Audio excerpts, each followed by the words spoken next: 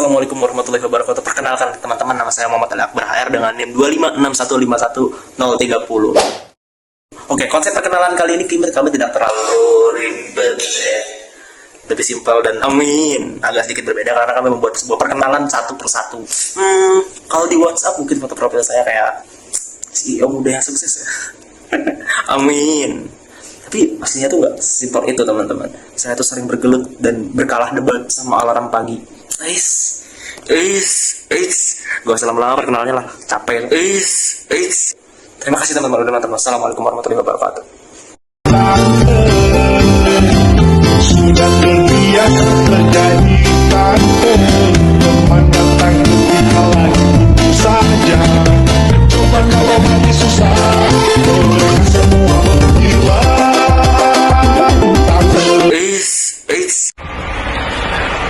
Halo semuanya, selamat pagi, selamat siang, dan selamat sore atau selamat malam buat kalian semuanya. Jadi di sini saya akan memperkenalkan diri. Perkenalkan, nama saya Muhammad Nabil Firza Aroyan dengan NIM 256151035. Tadi di sini ya. Oke, kemudian di sini saya berkontribusi sebagai pencari materi dan juga menjelaskan materi, kemudian mengedit video, dan juga di sini saya membuat PPT. Oke, mungkin sekian itu aja. Halo teman-teman, perkenalkan nama saya Ajar Rahmatullah dengan NIM 256151031. Let's go!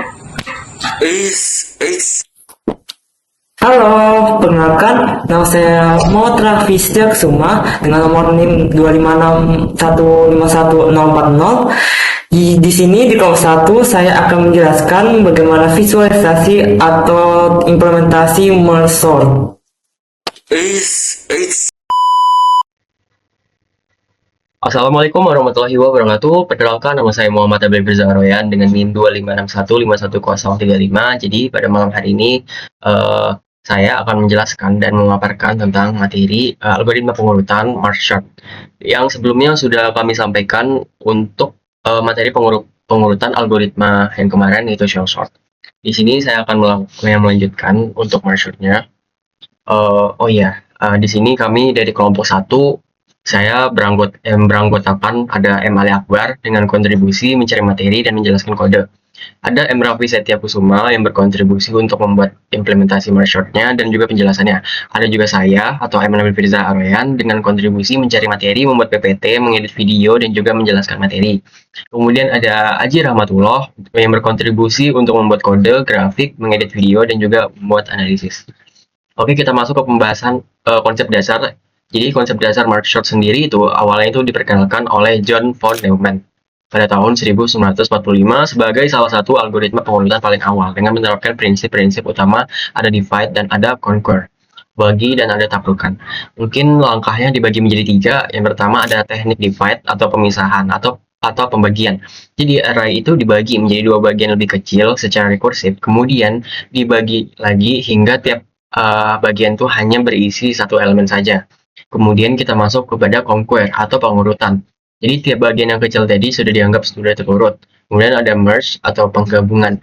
Nah, di sini nih yang menjadi topik utama kita yaitu merge. Jadi merge sort, jadi atau penggabungan sort itu pendek. Jadi bagian-bagian kecil digabung kembali dengan membandingkan elemen sehingga menghasilkan array yang terurut nantinya.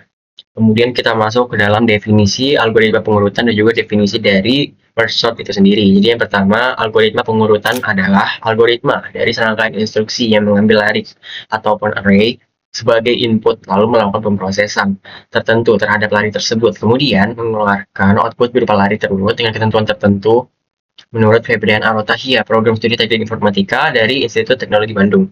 Kemudian kita masuk ke pengurutan merge sort. Jadi pengurutan merge sort adalah algoritma atau pengurutan yang menggunakan konsep dan bagi dan juga QSI yang kita jelaskan dari awal tadi, yaitu divide dan juga conquer, bagi atau taklukan. Kemudian data dibagi menjadi 2 bagian kecil secara rekursif yang masing-masing akan diurutkan lagi dan akhirnya digabungkan atau di merge hingga menjadi suatu lari yang terurut atau menjadi satu bagian yang sama persis. Nah, sebelum masuk ke kompleksitas waktu, di sini saya akan menerangkan nih di merge sort sendiri itu terdapat karakteristik dari merge sort. Jadi pertama, merge sort itu menggunakan proses pembagian dan penggabungan data. Kemudian merge sort sendiri itu bersifat stabil karena urutan data yang sama tetap dipertahankan. Kemudian efektif untuk pengolahan data berukuran besar. Kemudian keempat atau terakhir adalah memiliki kompleksitas waktu, misalnya nih O dalam kurung O log n. Kemudian saya sedikit memaparkan tentang gambaran gimana sih perhitungan dari merge sort rencananya akan kita implementasikan nantinya. Kemudian misalnya nih kita juga terdapat sebuah data, misalnya data itu ada 7, ada 2, 9 dan juga 1. Yang terdapat di dalam array atau larik ini dan dibagi menjadi dua bagian, yaitu 7,2 dan juga satunya adalah 9,1. Nah, kemudian data dibagi lagi menjadi 7, 2, 9, 1 ini dan digabung secara terurut. Berarti 2,7 dan juga 1,9 hingga dan dibagi lagi hingga hasil akhirnya itu berupa angka terurut dari rendah ke besar. Berarti 1,7,9.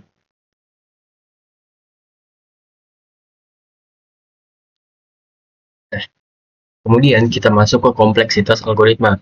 Di sini saya akan memaparkan definisi dari apa itu kompleksitas algoritma. Jadi, kompleksitas algoritma itu tuh adalah ukuran waktu dan ruang yang dibutuhkan suatu algoritma dengan model perhitungan yang tidak bergantung pada jenis mesin, sehingga hasil pengukurannya tetap akan konsisten. Nah, kompleksitas waktu pada merge sort sendiri itu terbagi dan digolongkan menjadi 3 buah atau 3 macam. Jadi yang pertama ada waktu untuk kasus terbaik. Ini kompleksitasnya hampir mirip seperti shell sort kemarin.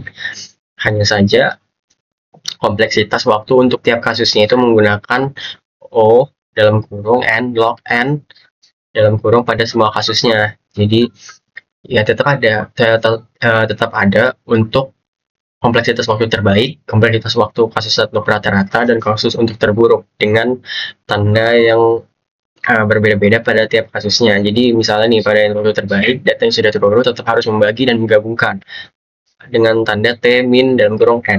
Untuk rata-rata ini T average and rata-rata performa untuk data acak, dan waktu untuk kasus terburuk atau dengan lambangnya T max dalam kurung N, data terbalik descending atau acak itu tetap sama.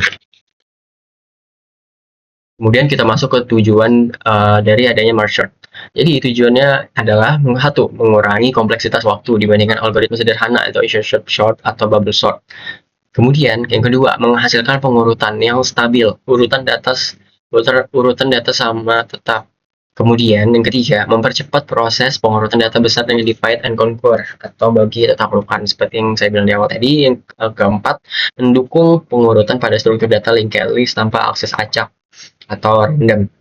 Yang kemudian terakhir adalah menjamin kasus terburuk tetap efisien, O n log n. Kemudian kita masuk ke kelebihan dan juga kekurangan dari merge sort ini. Yang pertama kita masuk ke kelebihan terlebih dahulu. 1. Memiliki kompleksitas waktu yang konsisten sebesar n log n dalam semua kasus terbaik, rata-rata, dan terburuk. Kedua, merge sort adalah algoritma pengurutan stabil, artinya elemen dengan nilai yang sama akan mempertahankan urutan relatifnya seperti sebelum diurutkan. Yang ketiga, sangat efisien digunakan pada struktur data linked list karena tidak membutuhkan akses acak atau random.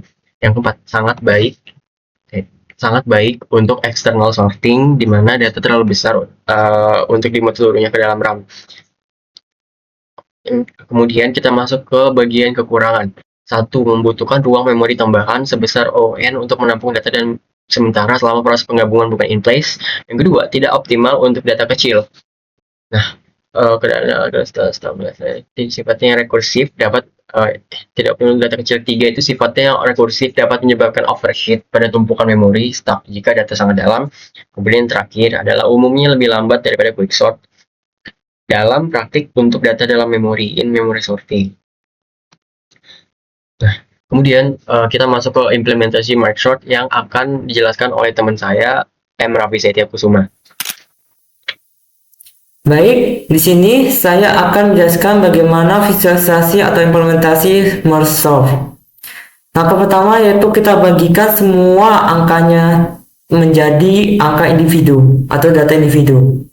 Di sini kita memiliki data 8 data, kita bagikan yaitu bagi setengah sampai hasilnya individu. Dia pertama ini kita bagikan setengah, hasilnya ada 2 tabel. Habis itu kita bagi lagi 2 tabel tersebut, jadi setengahnya hasilnya ada 4 tabel, dan kita bagi lagi setengahnya untuk menghasilkan datanya individu. Oke, seperti ini. Dan seterusnya dari data individu tersebut kita merge-kan atau gabungkan kembali. Nah, tapi dari gabungan data tersebut, angka yang paling kecil akan kita taruh di bagian depan. Jadinya seperti contoh berikut, 64 dengan 34, yang mana lebih kecil depan dan yang besar di belakang. Jadinya 34 di depan dan 64 di belakang. Dan 25 dengan 12, yang lebih kecil 12 jadi depan dan 25 di belakang. 11 dengan 22, 11 di depan dan 22 di belakang. 90 dan 43, 43 depan dan 90 di belakang.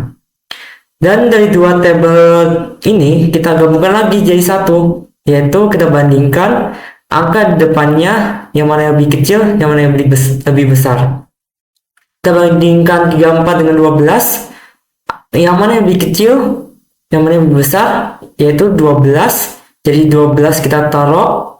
Habis itu kita bandingkan lagi 34 dengan 25, yang mana yang lebih kecil, yaitu 25, berarti 25 ditaruh depan. Habis itu dengan sisanya tinggal ditaruh saja, karena sudah kita hitung yang kecil yang mana, yang besar yang mana. Jadinya kita tinggal taruh saja. Dan selanjutnya ke tabel berikutnya, 11 dengan 43, yang mana yang lebih kecil, yaitu 11. Berarti kita taruh dulu 11. Habis itu kita cek lagi 22 antara 43, mana yang lebih kecil, yaitu 22. Ya, 22 kita taruh. Dan dengan 2 tabel ini kita tadi sudah menentukan yang mana yang lebih kecil, yang mana yang lebih besar, ya kita tinggal taruh saja. Dan 2 tabel ini kita merge-kan jadi satukan lagi dengan cara yang tadi tuh. Jadi 12 dengan 11, yang mana lebih kecil, 11, maka 11 ditaruh depan. Itu 12 dengan 22, yang mana lebih kecil, 12, maka 12 taruh. Habis itu 25 dengan 22, yang mana lebih kecil, 22 kita taruh. 25 dengan 43, yang mana lebih kecil, 34 dengan 25 dengan 34, yang mana lebih kecil, 25 kita taruh. Habis itu 34 dengan 43, yang mana kecil, 34. Habis itu 94 dengan 43, yang mana lebih kecil, 43. Dan sisanya 64 dengan 90, 64 yang lebih kecil ya 64, dan 90-nya di sini. Jadi seperti itu, ada itu implementasi visualisasi atau implementasi Microsoft. Terima kasih. Assalamualaikum warahmatullahi wabarakatuh. Nama saya Jarod Rahmatullah dengan NIM 2561531. Sini saya akan menjelaskan tentang spesifik lengkap dan membandingkan tentang waktu komputasi dari Merge Sort dan Cell Sort beserta grafikasi dan juga analisisnya. Sebelumnya, nama saya Akbar sudah membuat kode dan menjelaskan kode tentang pembuatan pengujian pembuatan waktu komputasi untuk perbandingan untuk 4 data yang telah dibuat dengan membandingkan dengan 4 device berbeda. Sebelum kita ke waktu komputasi, sini saya akan menjelaskan dulu spesifikasi perangkat yang kami gunakan. Yang pertama adalah Muhammad Akbar dengan AMD Ryzen 3 generasi 7 dengan RAM 8 GB. Lalu Air Rahmatullah, saya sendiri dengan Intel Core i5 generasi 10 dengan RAM 8. Kemudian PC Puma dengan AMD Ryzen 5 dengan generasi 7 dengan RAM 16 GB. Lalu Muhammad Arif Riza, Intel Core i5 dengan generasi 13, RAM 28. Dari data hasil pengujian dan perbandingan ini, kita bisa menyimpulkan bahwasanya mega shot sangat berbanding jauh dengan shell shock. Yang kita lihat sebelumnya di shell shock, waktu komputasi sangat signifikan terlihat pada pada file teks data 4000 ini sangat kelihatan jauh sekali waktunya. Tetapi dari short bisa dibilang sama rata. Yang sebelumnya berbanding jauh berbeda 3 atau 4, di sini hanya 1 atau 2.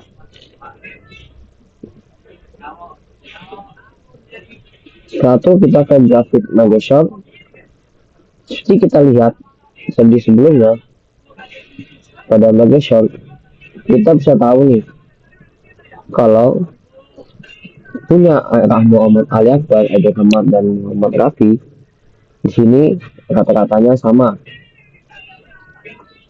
hanya berbeda sedikit berbanding jauh dengan Muhammad Nabil Firza Royan yang dengan waktu komputasi tercepat,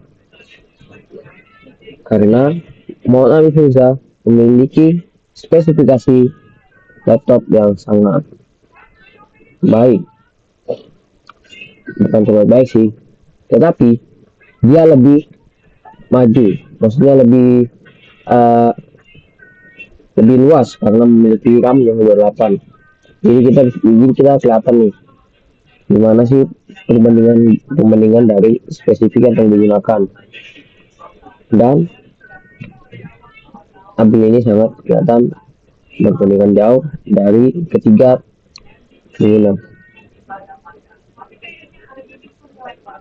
Ini adalah grafik dari masing-masing komputasi kami, sangat berbanding jauh ya. Ini adalah grafik shell shock sebelumnya, materi sebelumnya, dan sini sangat kelihatan dong dari perbedaan bagi shell dan shell shock tadi. Di shell shock ini Muhammad Ali Akbar kelihatan pada yang terlambat waktu komputasi penggunaan keempat data yang digunakan atau yang dibandingkan, dan Abil masih menjadi waktu komputasi tercepat dibandingkan Muhammad Ali Akbar, Edi Rahmatullah, dan Muhammad Rafi Setia. Dari di sini 40.000 sangat kelihatan banget nih waktu komputasi, kelihatan banget nih dibandingkan waktu komputasi yang digunakan. Tetapi di shell shock waktunya tidak terlalu jauh perbandingannya, sedangkan di mega short penggunaan waktu yang terbanyak 40.000 data mulai lambat, sedangkan AB masih yang tercepat. Dari analisis yang kami bandingkan pada penelitian sebelumnya, kelompok kami telah melakukan uji algoritma shell shock dengan versi jumlah dengan data 5.000, 10.000, 20.000, dan 40.000 data. Dan pada pertemuan kali ini kami juga mencoba dengan mega short untuk membandingkan performa dari shell shock. Dan berdasarkan hasil dari penguji dan spesifikasi yang digunakan, terlihat bahwa shock memiliki performa yang sangat stabil dan efisiensi dibandingkan shell shock di seluruh perangkat. Bisa kita lihat sangat stabil dan sangat berbanding jauh dengan shell shock. Nah, pada shell shock ini waktu komputasinya sangat meningkat secara signifikan ketika data ditambah, terutama pada pengujian 2000 dan 40.000. Yang kita lihat sangat berbanding jauh. Tapi 40.000 data ini sangatlah kelihatan sekali dibandingkan jauhnya. Dan pada grafik ini, hal ini menunjukkan bahwa shell shock masih cukup baik untuk data kecil hingga sedang, tetapi sangat tidak optimal untuk pengolahan data yang sangat besar. Sedangkan mega short ini menunjukkan peningkatan waktu komputasi yang sangat stabil. Bisa jelaskan sesuatu pada manajemen data, dan terbalik dengan shell shock. Dia cukup untuk data kecil hingga sedang. Tetapi untuk data yang sangat besar dia sangat kurang optimal. Karena Megashark ini menggunakan metode divide conqueror yang membuat proses pemungutan data menjadi lebih efisien. Pada grafik pengujian untuk mutasi Megashark dan lebih rendah dibandingkan Shell Shock pada hampir semua perangkat dan jumlah data. Dan selain itu, spesifikasi juga sangat berpengaruh teman-teman. Sangat berpengaruh pada hasil pengujian ini. Jadi kalian lihat perangkat dan proporsi lebih baru dan lebih RAM, kelihatan banget mau Nabi Firza paling stabil dan paling bagus dalam spesifikasi. Dan karena itu juga proses ini lebih cepat dibandingkan pengguna dengan spesifikasi lebih rendah seperti punya saya, punya Akbar, mau Rafi. Lihat aja nih, i5 generasi 13 dengan RAM yang sangat besar, ya 8 RAM GB. Jadi sangat kelihatan banget kan perbedaannya.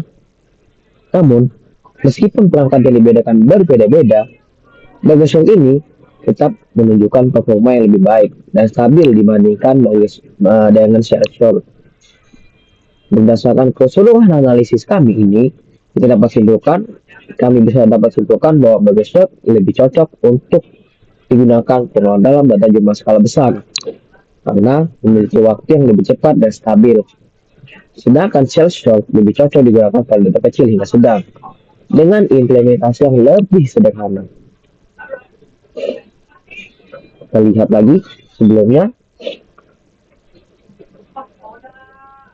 Dan ini sangat cepat ya dan sangat stabil 11, 12, 12. Sedangkan yang sebelumnya dengan Shell Shock hingga 35, 18, 17 dan sangat kelihatan sekali perbandingannya.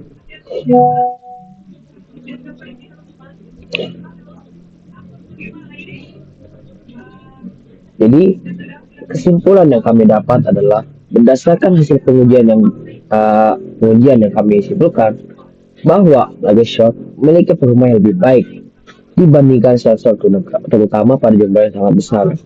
Hal ini disebabkan karena Megashark menggunakan metode divide dan conqueror sehingga proses pengurutan lebih efisien dan stabil.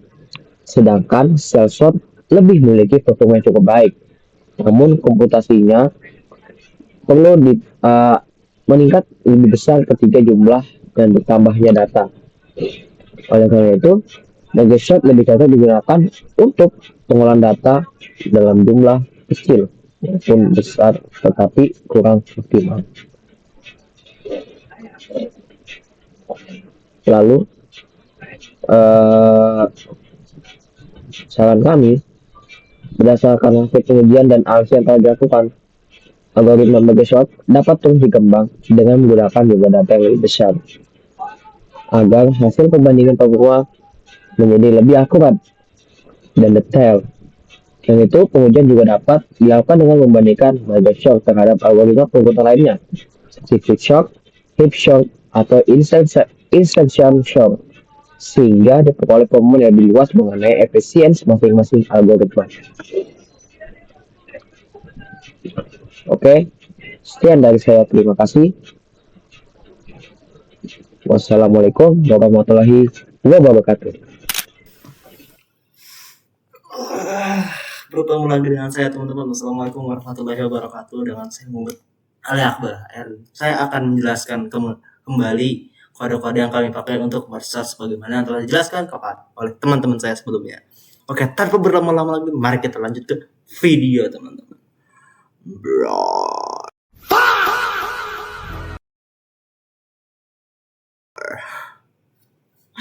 Sudah gue berantakan ya. Baru pulang bro. Nah. Oke. Kita mulai dari paling atas. Pertama kita mengimport time dan OS. Time ini berfungsi untuk menghitung waktu eksekusi, waktu penyelesaian, waktu mulai, dan apapun yang berhubungan dengan waktu. Lalu kita mengimport OS. Untuk apa? Simple. Sama seperti sebelumnya kita mengimport OS agar kita tuh bisa membaca file yang ada di dalam directory atau apapun itu teman-teman. Lalu kita mendefinisikan merge sort yang menerima parameter array teman-teman di sini. Kalau len array itu lebih besar daripada 1, maka kita akan membagi mencari tengah dari array tersebut dengan cara dibagi dua. Lalu kita bagi nih di tiap-tiap array tersebut menjadi dua bagian, yaitu left bagian kiri daripada array dan right bagian kanan daripada array. Lalu kita panggil fungsinya agar bisa dilakukan penghitungan aritmatika dan secara terpisah. Lalu kita di sini menginisialisasi fungsi i ini sebagai left, j ini sebagai right, k ini sebagai array asli, teman-teman. Lalu di sini kita membuat sebuah looping atau perulangan, yang mana perulangan ini akan membandingkan elemen-elemen yang ada di kiri dan kanan yang akan terus berulang selama I masih ada elemen yang belum diproses dan J atau elemen yang ada di kanan juga masih ada yang belum selesai diproses. Dan kalau kiri itu lebih kecil daripada yang di kanan, maka elemen tersebut akan dipindahkan ke sebelah kiri dan ditaruh di array asli atau variabel K ini, teman-teman. Lalu pindah ke selanjutnya, elemen-elemen yang ada selanjutnya. Ya simpel kayak gitu sih sebenarnya, logikanya nggak perlu ribet-ribet banget, kita bikin simpel aja. Dan di sini kita bikin perulangan, istilah itu buat make sure lah kalau semua elemen yang ada di array udah kita udah kita urut gitu, udah kita bandingkan. Jadi misalnya kalau masih ada elemen yang belum diurut dari atas ini, maka kita akan melakukan perurutan lagi atau perbandingan lagi dengan menggunakan fungsi yang ada di bawah untuk make sure bahwa semua elemen yang ada di atas itu udah kelar semuanya. Istilah itu logikanya gini, kita tuh membagi kartu menjadi 2 deck. Nah, satu kita urutkan dulu, karena udah selesai, maka kita urutkan yang lain. Bedanya di sini, kalau J-nya lebih besar daripada right, maka kita taruh di array K. Ya, yang mana kita taruh di sebelah kanan, teman-teman. Simpel itu. Gak perlu ribet-ribet ya, semoga paham. Jujur, baru pulang capek anjir. Nah, selanjutnya gitu. Saya semangat banget. Selanjutnya kita mendefinisikan sebuah benchmark atau waktu eksekusi daripada fungsi tersebut, fungsi yang telah kami buatin, teman-teman. Di sini kita bertemu lagi dengan script magic yang udah kita bahas di video sebelumnya, yaitu yang shell sort yang ada di sini. Nih. Kita bertemu lagi dengan fungsi ini. Untuk apa? Simpel. Biar kita tuh nggak perlu nulis thread-nya tuh satu persatu. Ribet kan kalau misalnya kita bikin Windows / ini ribet kan, panjang gitu. Nah, kita tinggal nulis nama filenya aja kalau udah ada ini. Ini fungsi untuk mendapatkan sebuah directory yang ada dalam file. Lalu di bawahnya kita fungsikan menggabungkan directory dengan file name gitu, teman-teman. Lalu kita open dengan menggunakan R, ini read atau pembaca. Lalu encoding ini bertugas untuk apa ya? Lebih buat menangani adanya bom dalam file tersebut. Bom itu byte order mark. Byte order mark gitu kalau nggak salah. Lalu kita taruh sebagai variabel konten, baca sebagai variabel konten. Dan di sini saya menggunakan fungsi untuk mengganti semua nilai string menjadi pemisah string menjadi sebuah koma, karena kita kan bakal menggunakan data string ya. Nah, kita ubah data string tersebut menjadi integer, lalu pemisahnya biasanya kan spasi itu menjadi sebuah koma sebagaimana yang udah kita buat di video sebelumnya. Selanjutnya kita membuat istilahnya itu apa ya? Pemanis lah biar kita tahu apa gitu. Ini apa. Jadi di sini saya membuat kayak semacam benchmarknya file, nama filenya tuh apa gitu. Terus jumlah datanya ada berapa dan lokasi filenya tuh di mana gitu. Dan ini yang tanda sama dengan yang banyak banget ini. Itu tuh cuma sebagai pemanis, teman-teman.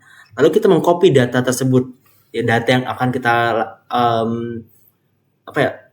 data yang akan kita alokasikan atau jumlahkan atau kita urut, kita tuh copy dulu biar data asli atau file asli ini nggak keubah, teman-teman. Lalu di sini saya membuat menghitung waktu mulai, waktu berakhir, dan selisih waktu. Yang mana selisih waktu adalah waktu mulai gimana, pokoknya gitulah. Selanjutnya kita di sini menuliskan nama file tersebut karena kita udah membuat fungsi di mana kita tinggal membuat atau menulis nama file yang akan kita gunakan, maka di sini kita tidak perlu repot-repot menulis ulang path yang akan kita pakai gitu, path yang ada di dalam file gini. Misalnya ada path Windows /ini nggak perlu, tinggal tulis nama filenya aja teman-teman. Simple kan? Nah, keren banget, Cok. Selanjutnya di sini saya juga membuat kami juga membuat semacam pemanis juga gitu. Misalnya kita menginisialisasi pemulaian fungsi gitu. Jadi sebelum kita mulai fungsi kita print dulu ini. Misalnya kalau kita memulai fungsi bakal ditulis memulai proses benchmark merge sort gitu. Terus kita keluarkan nih tempat filenya gitu. Misalnya file 5000.txt. Ini keluarnya 5000.txt dan path-nya gitu. Setelah itu baru kita keluarkan ini sebagai pemanis atau pemisah biar nggak pusing membacanya teman-teman. Dan akhirnya terakhir baru kita mulai fungsinya for f in files benchmark dalam kurung f. Baru kalau sudah selesai melakukan perbandingan atau apapun itu, kalau udah selesai baru kita print bahwa benchmarknya itu udah selesai, baru akan keluar kan outputnya. Langsung kita lihat aja outputnya gimana. Nge-lag nih. Udah keluar teman-teman. Nih, langsung aja kita lihat ya. Nah, karena kita udah bikin duluan ini mulai proses benchmark merge sortnya. Ini bakal keluar duluan. Nih, bakal keluar direktorinya. Nih, memulai proses benchmark merge sort tadi yang udah kita inisialisasikan di sini, lalu akan keluar direktori scriptnya atau path-nya gitu, path file di mana. Dan di sini keluar 5000.txt, jumlah datanya ada berapa nih? Bagaimana yang udah kita bikin di sini nih. Nah, nih, jumlah datanya ada 5000, nama filenya ada 5000.txt. Terus jumlah datanya ada 5000 dan lokasi filenya ada di sini. Lalu setelah kita definisikan itu akan keluar waktu eksekusinya ada berapa, yaitu di sini nih. Merge sort 0,013754 gitu. Cepet kan? Karena udah kita bikin di sini, teman-teman. Ya kira-kira begitulah simpelnya kira-kira simpelnya begitulah penjelasan kode saat ini kali ini. Ya nggak perlu ribet-ribet karena saya juga. Yaudah, terima kasih telah menonton, semoga enjoy. Wassalamualaikum warahmatullahi wabarakatuh. Lost my vape in the parking lot behind the Super 8. Spent all of my money just to buy